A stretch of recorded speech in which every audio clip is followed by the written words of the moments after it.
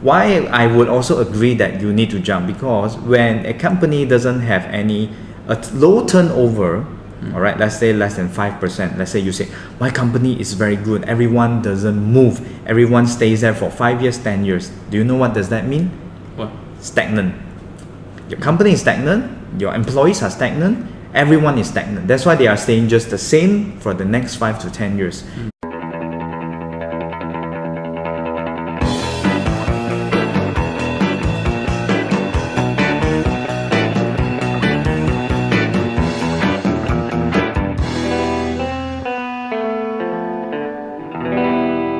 Hello everyone and welcome to Startup Zone Talk. Today I am here with amazing guest. I am with Leo Lee, founder of TradeQuest. Hi everyone, I'm Leo. Yeah. Nice to be here. Yeah, thank you very much. Thank you for coming here. Thanks, Homam. Thank you. Okay, so maybe you tell us a bit about your background. Where did you grow up? How was you back in school and this? I'm not from KL. I'm from Penang. Penang, okay. Yeah, so I study in an all-boys school, and I was quite naughty a little bit. Yeah, during when I was younger days. Okay. So not really exceptional results or scholar, as you say. Like average student or how? Average and naughty. Okay. Yeah, okay. average and naughty. You know, teasing teachers, making troubles in schools. Not your geeky guy that you will just be in the classroom quietly studying and score. So were you like a rebel in the school, like trying to break the rules? I am a rule breaker, but I'm not really a rebel. Like, you know, sometimes where they lead the trouble. I don't really lead. I just participate. Sometimes I do. Okay. Maybe after exam or after some after exam, usually we have a long holidays. Okay. So those days, as you make the most fun. And then I also participate in a lot of associations and club during school time. Okay. Yeah. So probably that's why I'm a bit not so on the chair person. I can't really sit down quietly and just look at books and all that. Okay. So when you grow up, did you like watch superheroes movie? Do you like any superheroes? Yeah, I think as of today is the start of Avengers Endgame. Yeah. I didn't have a chance to get the ticket. Okay. I'm supposed to watch it with my team. So what we did is that we wanted to book 1 row or 2 rows because we have about 14 of us. So then we can all watch together. So we did that with Captain Marvel, but we cannot do it for this because it's sold out. So probably we're trying to do it next week if we can. Okay. So what sort of superhero? I would say Doctor Strange is my favorite character. Used to be Tony Stark. I think most people are, but when you saw Doctor Strange, is the mystical arts that interests me a lot, and also a little bit from the Avengers previously because he has explored 14 million possibilities.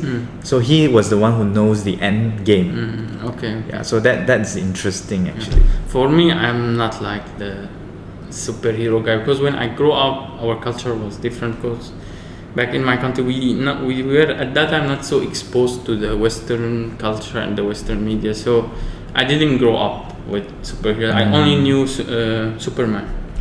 Yes. Yeah, but classic. I didn't find it a bit silly. Like nobody can fly like that. So I don't know, but I like more Japanese. Manga. Like manga cartoon. That's what they show anime. more. On the TV. So I grew up with that, not with the superhero, or let's say even Star Wars. Like everybody crazy about Star Wars. I'm like, no. I watched one. The one around 2014 or 13. Star Wars. Yeah, I watched it at that time. I stopped at Star Wars 3.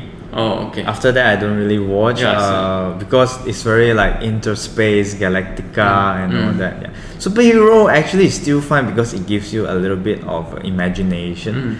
Of course, you can never be. Yeah, but I like sci-fi. Yes. So anything sci-fi, even Iron Man considered a superhero. Yeah. I like Iron Man because there's like the hologram, all this stuff. And this is what inspired my company actually. So yeah, they are part of it, but usually the story, I'm not really fan of the story because I feel, well, this is me, maybe most people doesn't agree, but this is me, like I find the story a bit shallow compared to other type of movies or stories. But this is me. Yeah, true. Okay, let's talk about TradeQuest. So can you tell us the story, how did this all happen? Yep. So I was in the corporate when I first graduated. My background, I'm a dietitian and nutrition. Oh, okay. So I'm a bio student. Okay. And during my first job, I went into working in HP, Hewlett Packard, and Microsoft. So it was quite a coincidence. And coming from a very structured background, and I joined a local company, SME. So I see the both sides, as you can say. You come from a very structured system company to a what I call maybe a little bit cowboy. There's not really rules and regulation system or hierarchy. So that's I call it culture shock. Okay. Right. So after that, it gave me some thoughts. Because during my work life, we are people managers. We manage. We also look at different company culture. What is aspiring for you to work? What is stress at work? What is a good culture? What's a toxic culture? Different bosses, and then also deals with performance. Right. How do you know whether you're performing well or not? So it's like when you're in school or in college or universities, you will have your CGPA to tell you how well that the you marking, do, the markings, testing, and all that. But at work, you only have your what we call an appraisal at the end of the year, and that usually tells you whether you get a bonus or not, or promotion. But it doesn't tell you your progress. How well are you progressing? How well are you doing well? Are you doing exceptional jobs? Because it's never been recorded anyway. So that actually sparks me to start TradeQuest. Okay. We are a gamification in performance management. We have a 4R methodology. So we look at recruit, retain, recognition, and reward. Okay. All right. So I want to do a full from start to the end of the life cycle of an employee. So, but we don't do recruitment as in we don't recruit someone. We would create tools and resources for the HR to recruit the right talent. So a lot of times people say, oh, I can't find good talent. So what is talent? Right. Talent is actually someone that fits your company in terms of the culture, the performance, the skills, the background, and most importantly, their attitude. Because that's what we have, core values to follow. So those candidates who can fit your values, then those are good candidates or talent.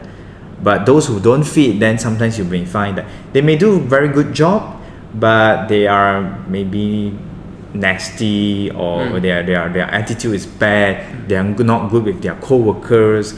They are troublemakers, but they give good work.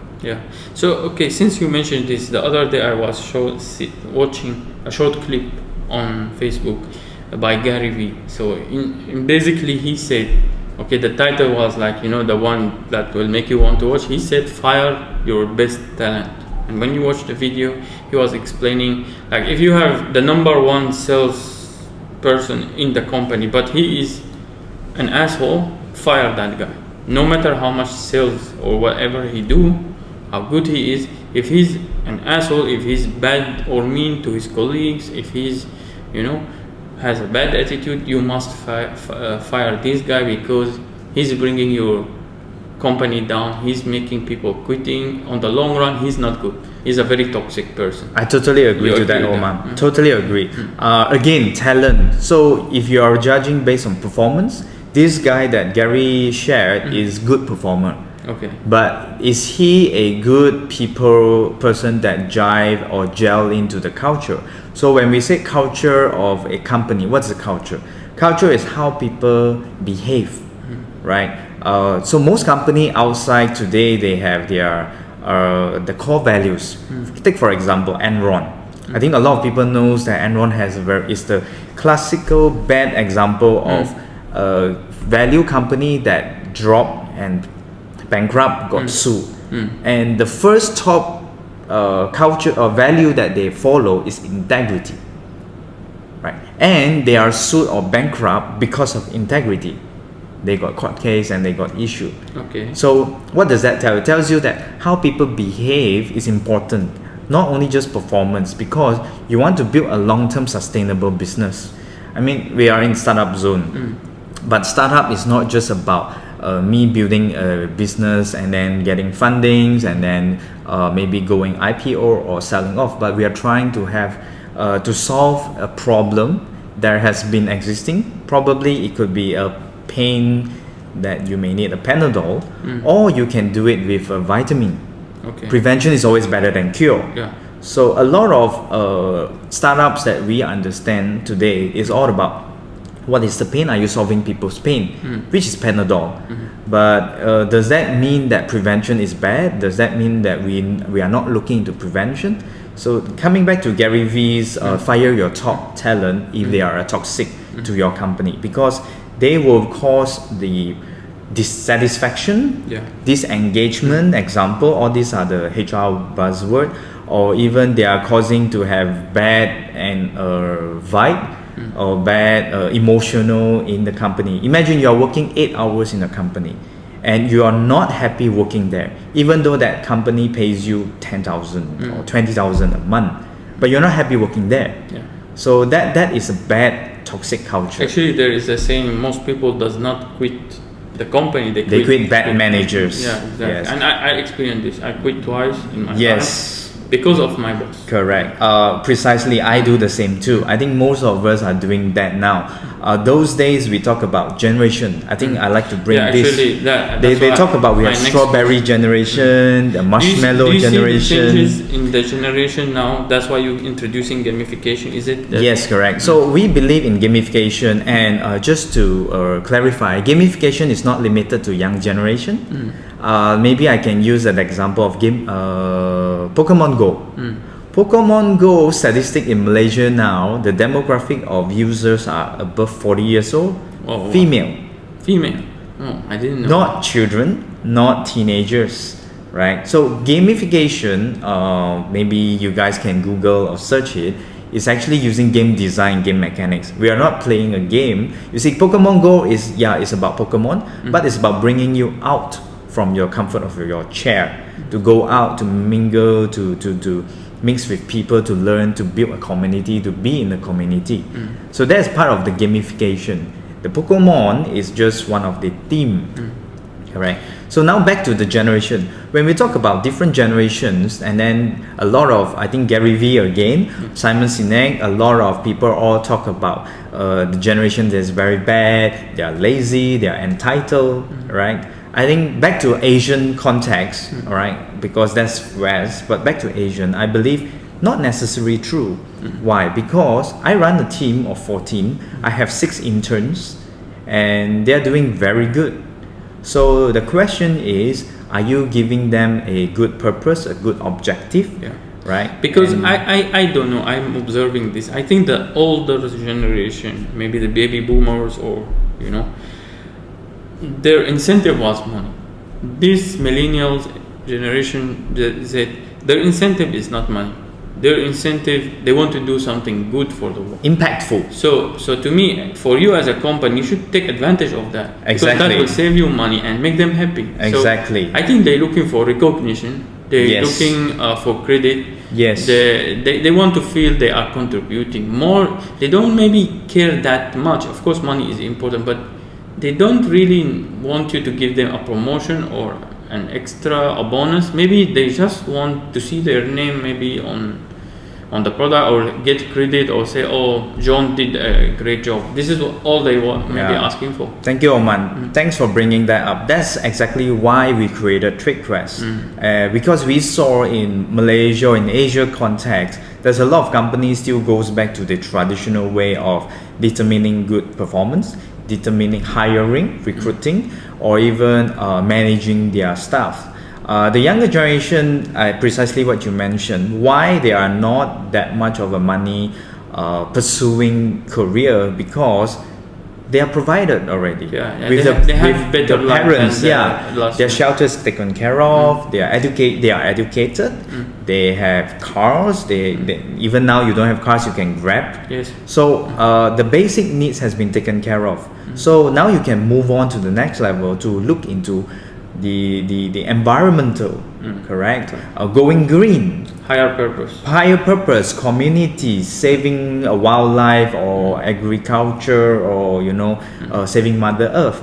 So these are the topics that is very relevant, and it's also back to the environment shaped behavior, because the movies, what's going around with global warming and all this. Actually, all this has conditioned the younger generation to think that money is not the most important. You still have to pay them. Yes. To be honest, you cannot say I give you only minimal salary, because they need to know their worth, and it's quite true because that's their value. But on top of that, they want to know whether is there a future in your company, whether is there a progress or a career, and whether am I happy working here. Okay, actually there are many topics I would like to cover with you, but the time limited. So before I forget them, so I will go one by one. The other day on LinkedIn, I was reading one of the recruiters complaining that this generation is jumping jobs or hopping jobs. Okay, my take on this, and I would like to hear your perspective, For me, I don't see hopping jobs as a bad thing. I think the last generation used to work for the same company for 20 years, for 15 years. That was the norm. To me now, if you want to advance in your career, if you want to increase your salary, if you want to get out of the comfort zone, learn more skill, meet more people, I think you should or you must change your job or the company you work for every maybe 5 years maximum. Maybe I advise 3 to 5 years. Don't stay in a company more, maximum 5 years. What do you think? Again, I have to agree with it. Thank you for raising another great question. Many recruiters disagree with that. Even that brings you more business, I think. You see, from that perspective, which is true, but we are not recruiters. But let me share with you from the perspective of company culture. If people are staying in a company, and they should really move out and go learn or go see new things and come back if they want to, because first thing first, they are your brand ambassador. Right, whether you like it or not. Today used to be, we say this employee is bad, they are not good, but today employee can rate the employer. Like on some website. Yes, correct. They can review that this company I don't like, why, and all that. And as an employee, as a future potential candidate, I can always Google search you. And if I cannot Google search you, I wouldn't even want to come to work for you. That's first. Second of all, why I would also agree that you need to jump, because when a company doesn't have a low turnover, all right, let's say less than 5%, let's say you say, my company is very good, everyone doesn't move, everyone stays there for 5 years, 10 years. Do you know what does that mean? What? Stagnant.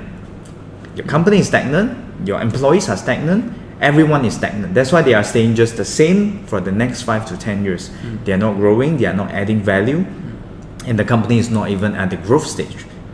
I mean, it's very logic to think about it. If you're growing, you need to hire more people, and you need to hire more people, need different skills, upgrade, Correct. skills, right?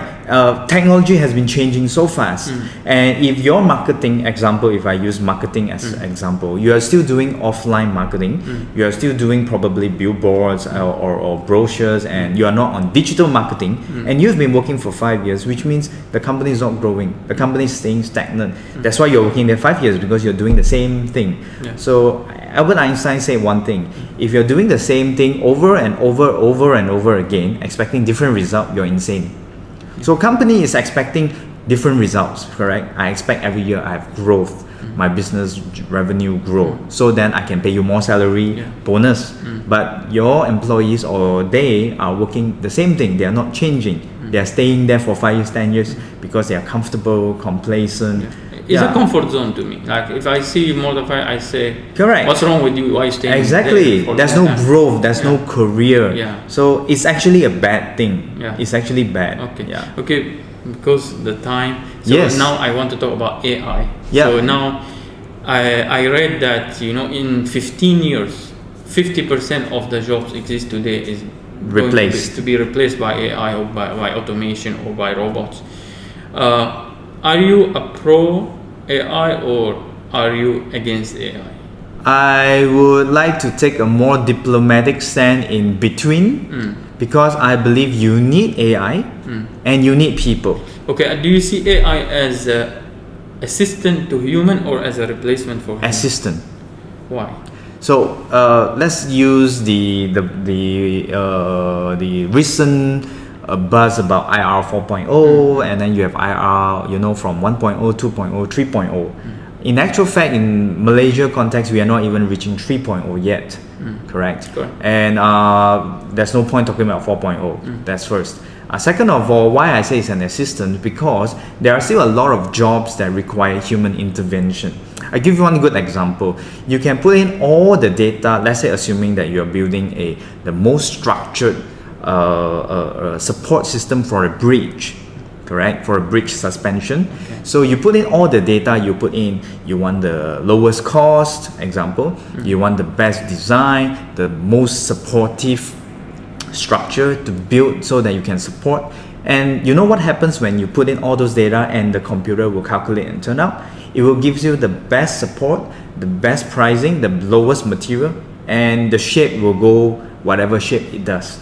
Because it's statistical data. There's no emotion, there's no consideration that whether is this feasible to do it, whether is it able to do for a mass production, whether, but according to the data that you provided, it is correct. But when you get a human to design it, probably they will add on their creativity. They will add on some consideration, like probably when they want to develop and build it, it's not sensible to do it this way. This is the part to answer your question. Next 15 years, AI is assisting and humans still need the creativity inside. Yeah, maybe in the 15 years, let's say we call it short term, AI is assisting, but I see it in the long term, AI is replacing human for sure. Because let's say what people want? People want everything to be cheaper and faster.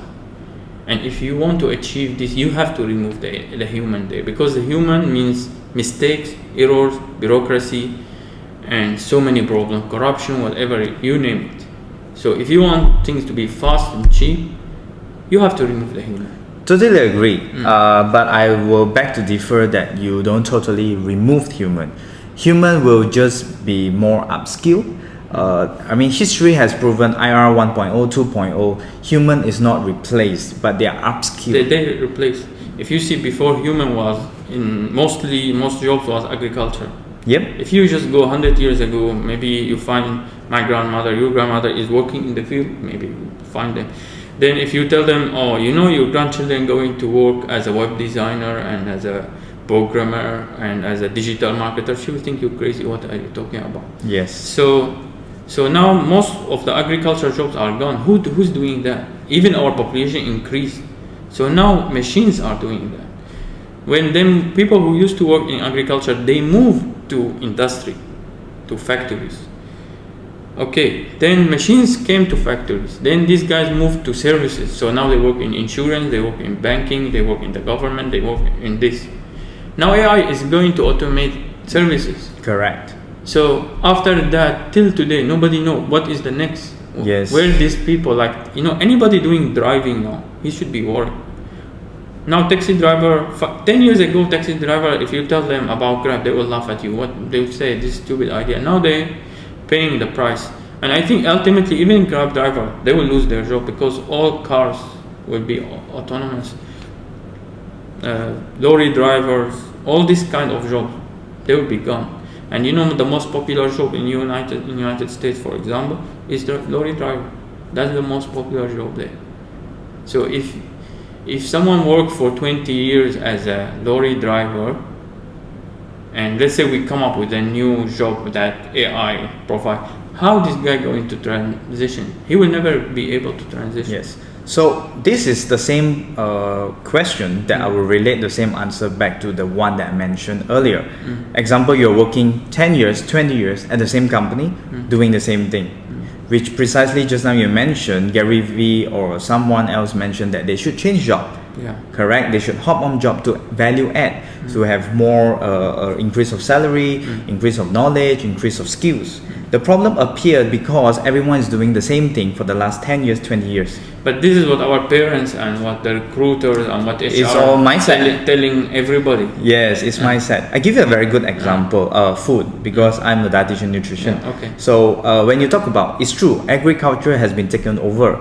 You have machine, you have all the IoT that can track humidity, can track everything precise to precision. Then you know when is the soil that needs more fertilizer, more nutrients, or even that can be chemically done. But do you know what's more valuable today? When you plant it on your own, because then it's free from chemical, free from, because they are going on the cost efficient, but they already lost the, maybe if I want to say ethical, it could be moral, right? You have so many to talk about. I don't blame them because they need mass production as well, and that comes at a price. Yes, correct. Yeah. That becomes agriculture still has a very important role in, with human intervention, with making sure that things are not just GMO, if I want to bring up this topic. Because when you want to do GMO, you want to remove all the pests or the diseases and all that. But agriculture now becoming more valuable because what is scarce now become a value. Scarcity. Yeah. Correct. Okay, we'll take a break and we'll come back with the second part.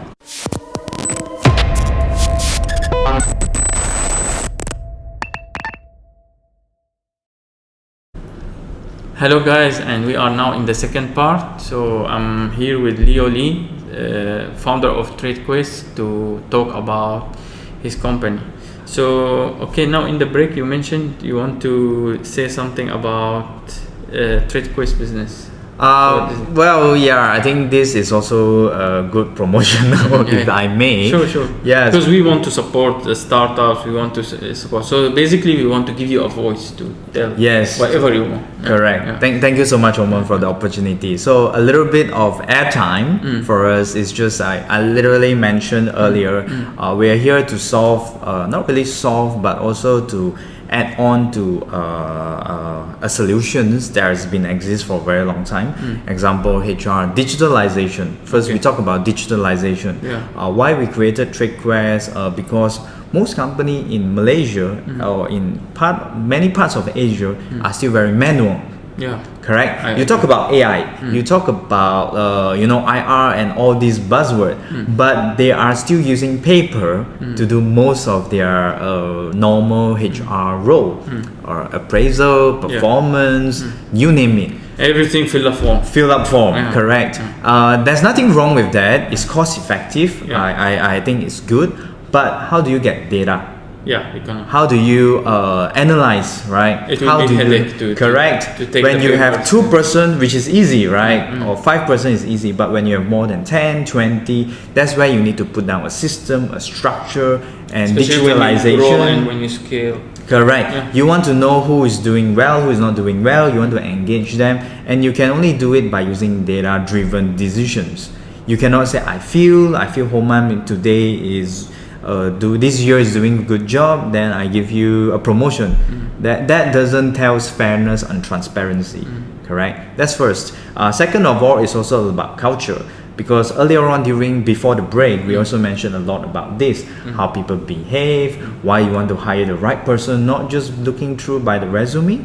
This person may have the relevant experience, or even they have worked here and there, but they may have different or I would say different or something that's not aligned to your company values.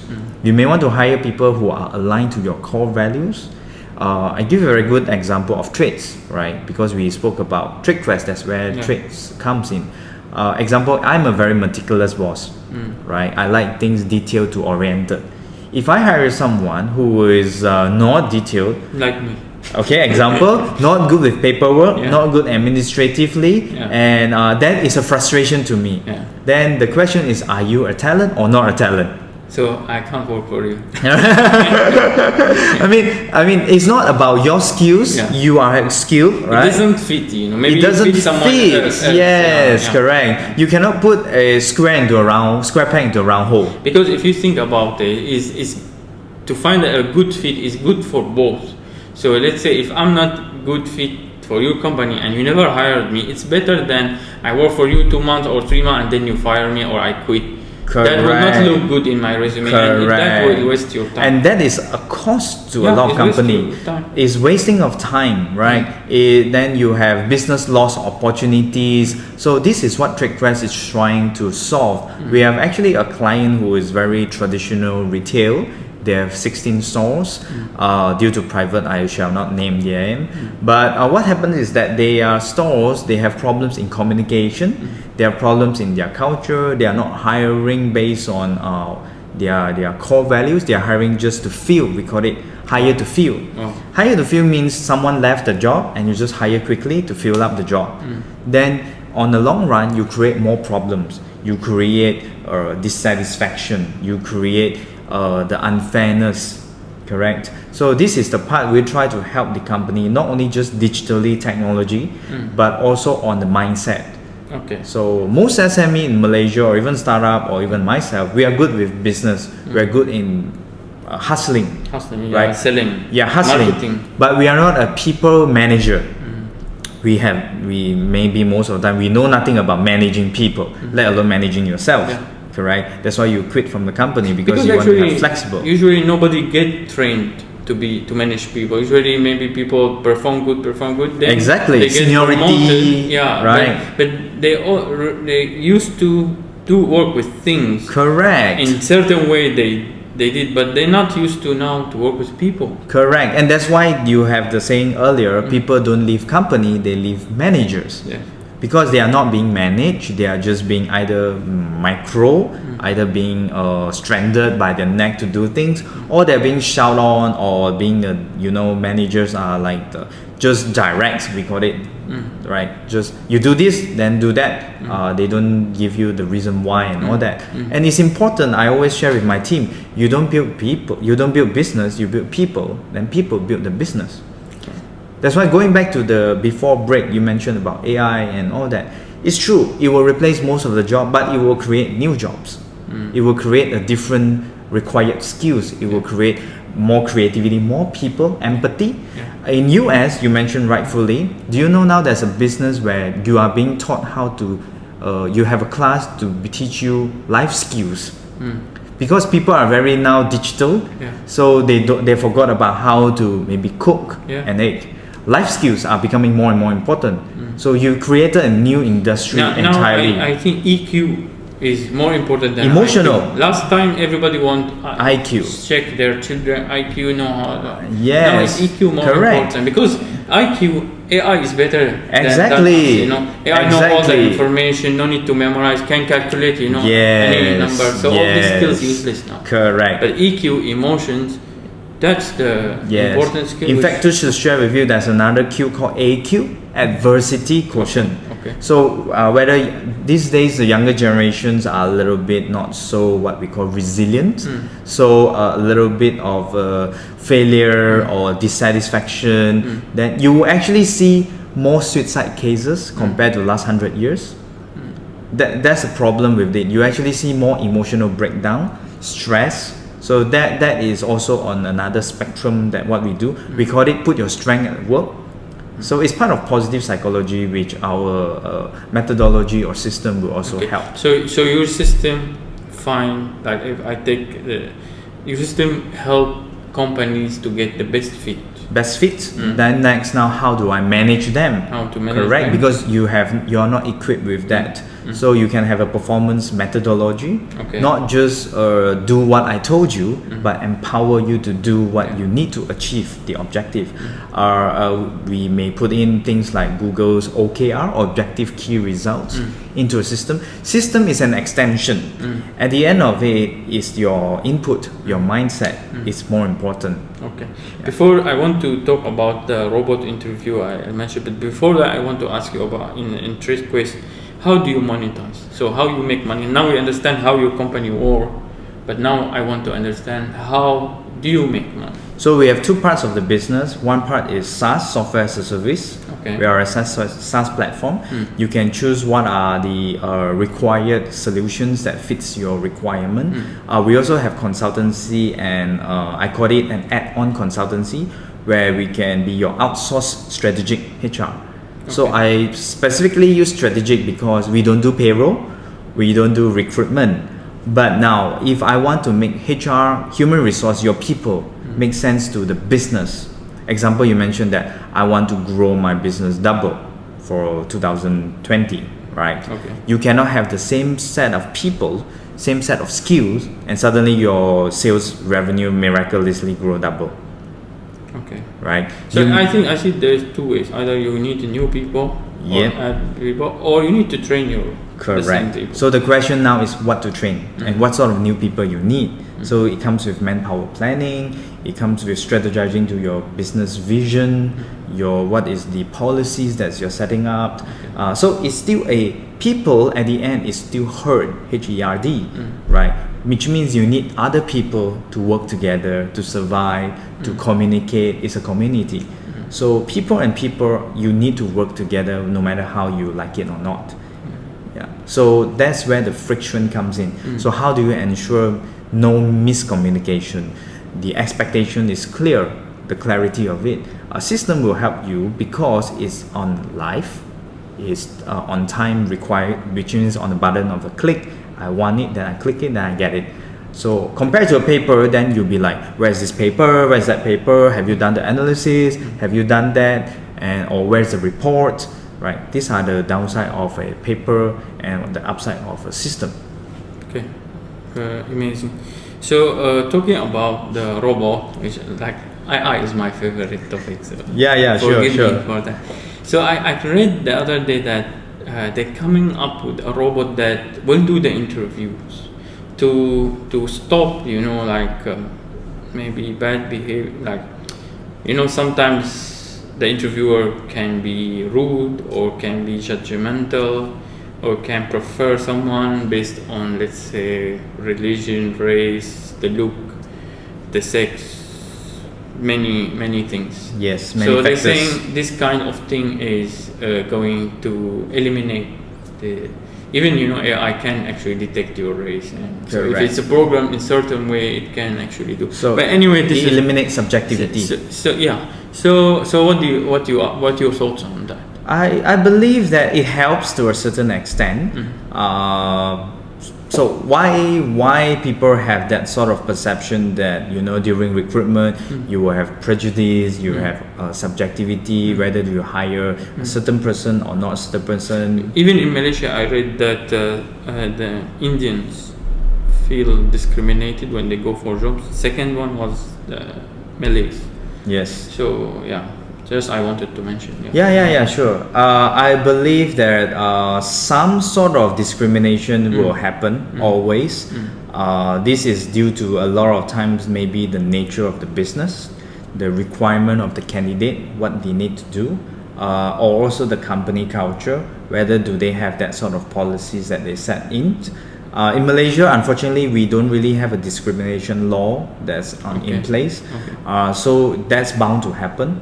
But the other thing is, I also mentioned during our offline discussion, even if you have put a robot in or you have put a AI system, at the end of the day, you still need to meet that person. Yeah, you mentioned why do we need to interview the person in the first place. So can you elaborate on So going back to earlier on, we talked about IQ and EQ, emotional. Yeah. So emotional is not only just a robot. Of course, the robot will tell you the emotional reactions, your facial expression, right? But you still need to be, let's say, working with people. And working with people is a feeling of how I felt about you, right? That is also what we call sometimes intuition. Sometimes you may have that intuition that say, oh, this may be a very good candidate. Potential, example. So sometimes when we hire, it's always about potential. I may need this person to do this level of jobs, achieve this level of expectation. And when I hire him, he's here, lower, correct? So this is what we call as a gap. So this gap is also called potential. robot may or may not, AI may or may not yet to tell us whether this person has that sort of potential, unless you feed in the right data with the right set of data. But at the end of the day, it's the feeling, whether do I want to have that sort of talent, potential, managing you, grooming you. I have to feel good working with you. Comparing to earlier example I shared, I'm a meticulous boss. If you are still very good potential, but you don't fit my criteria of meticulousness, you are a skill, you are a talent, but it just doesn't fit. So that sort of things, unless maybe next 5 years that AI take into account all this.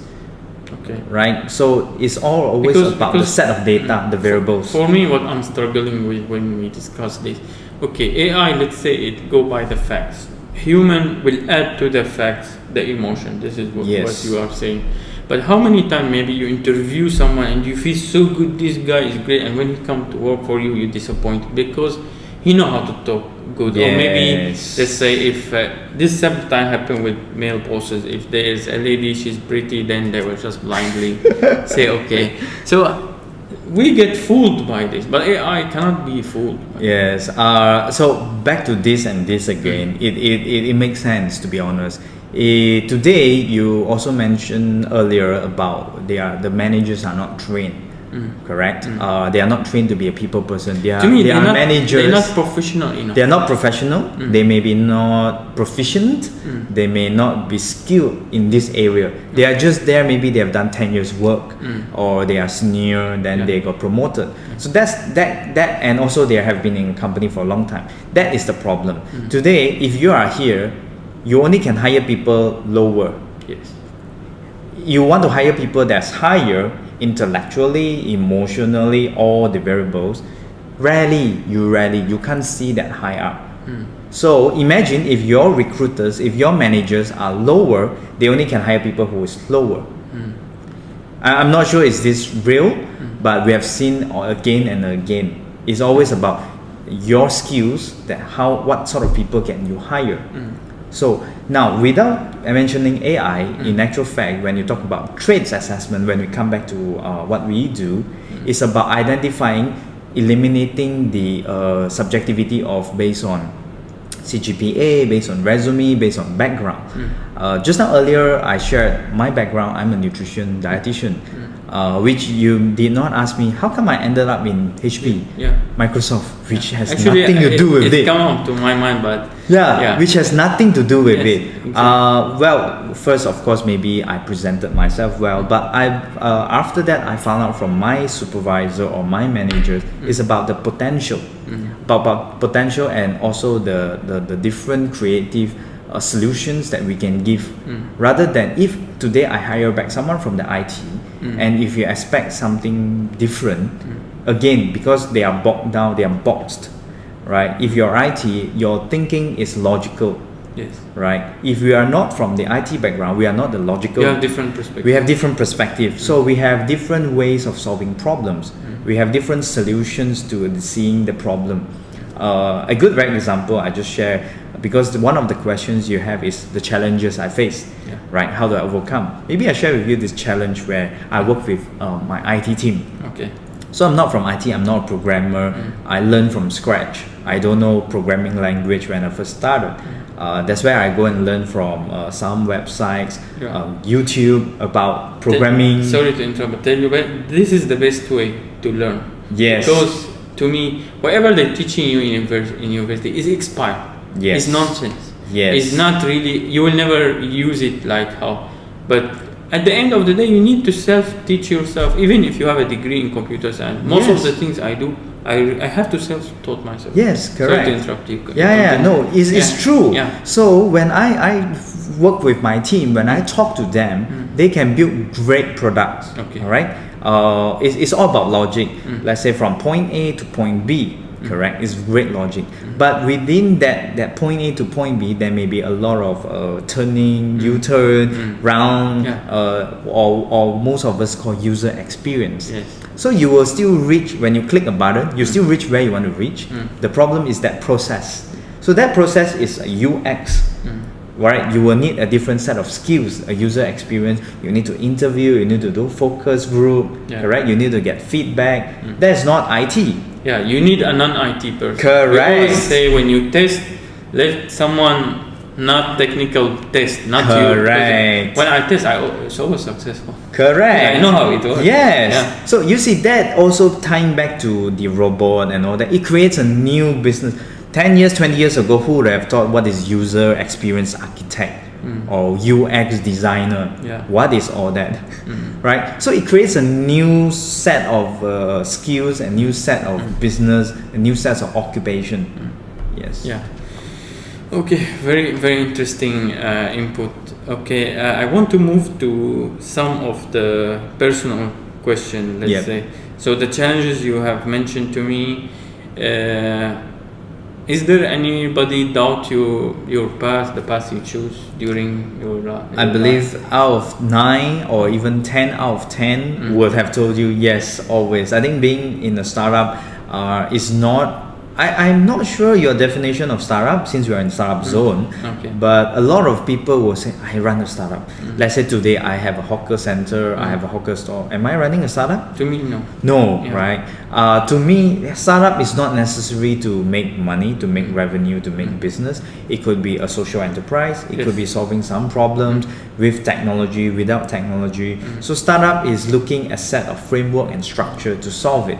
So making money is not in that equation. Yes, because to me, a startup is, or an entrepreneur is how you differentiate a traditional business from a startup. Correct. There's nothing wrong to me with traditional business, but how startup is different, or how an entrepreneur different from a businessman is he is with very, very limited resources. Exactly. And with untraditional solutions solve a problem. Yes, correct. This so you are right on the dot. So with limited resources, correct?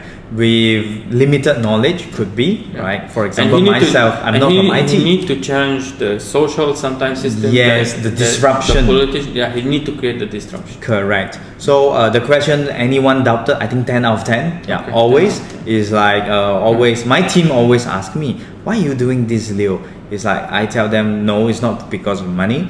If it's because of money, I could have just go and do, like you mentioned, insurance services. Any would be better than startup. I think in any one of us, insane mind would not even choose to build a startup if it's for money.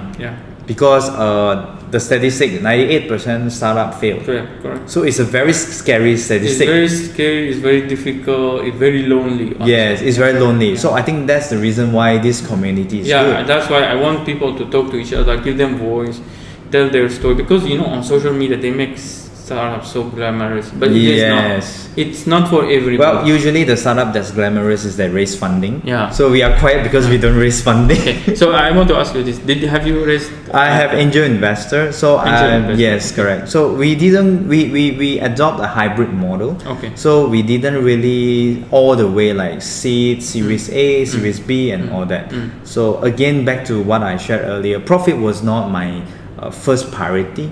Don't get me wrong, earning money, I don't provide free service, is my value. I agree with you, actually. Right? It's still our value today. It's called know your value. If free means no value. Right? So, of course, then you can argue the business model and all that.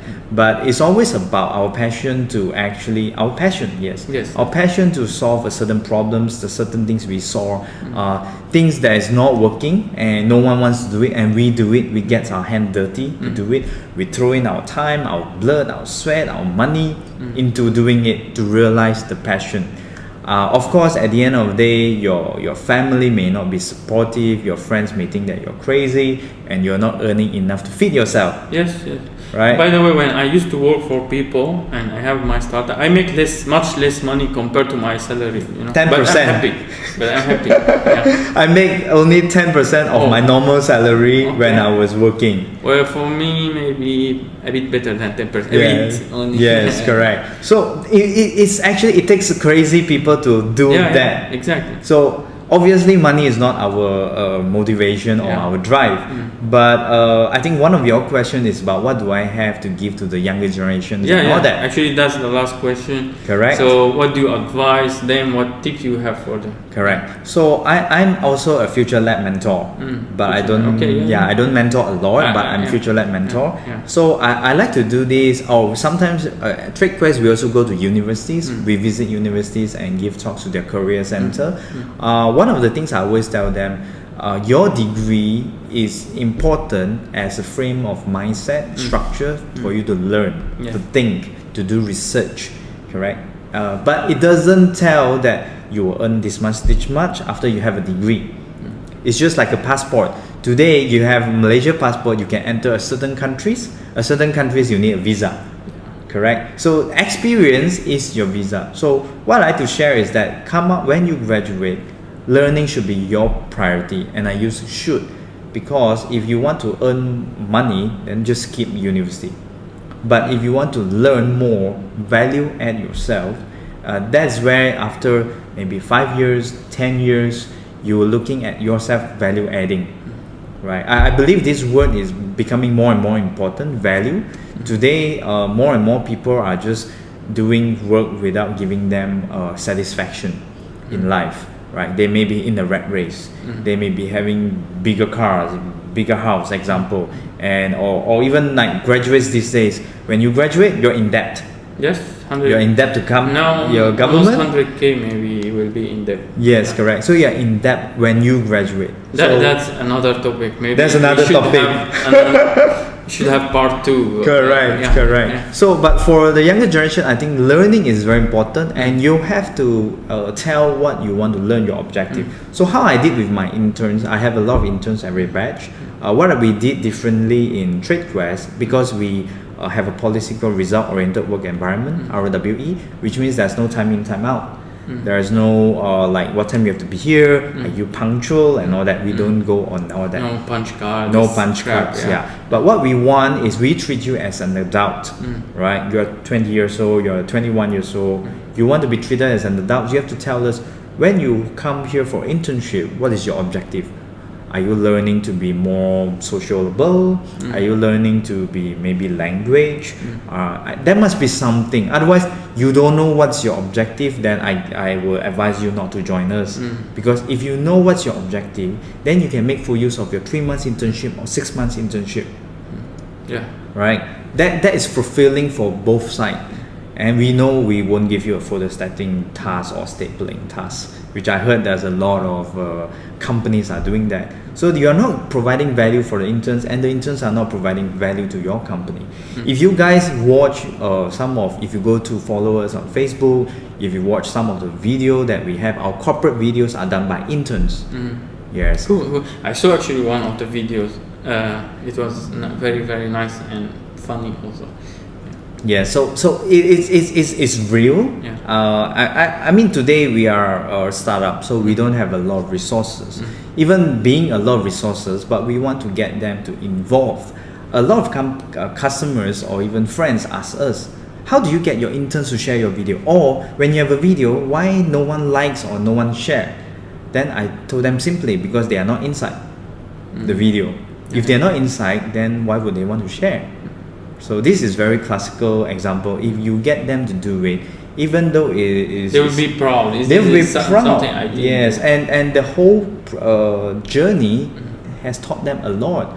We have one intern who is a psychology student, but now he's our UI UX designer. Oh, cool. So he learns his Adobe during his internship with us. Very cool. Man. Yes. Okay. So it's a new discover thing for him, for us as well.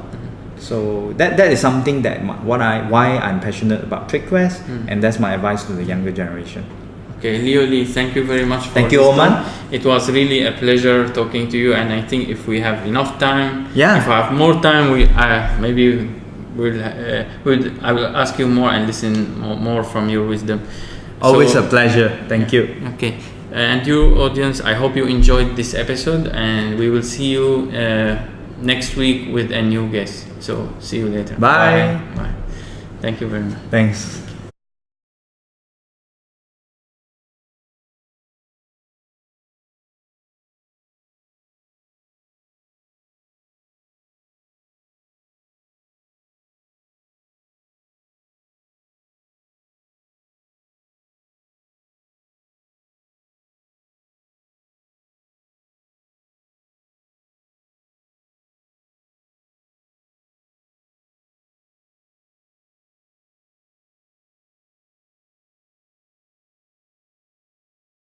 you.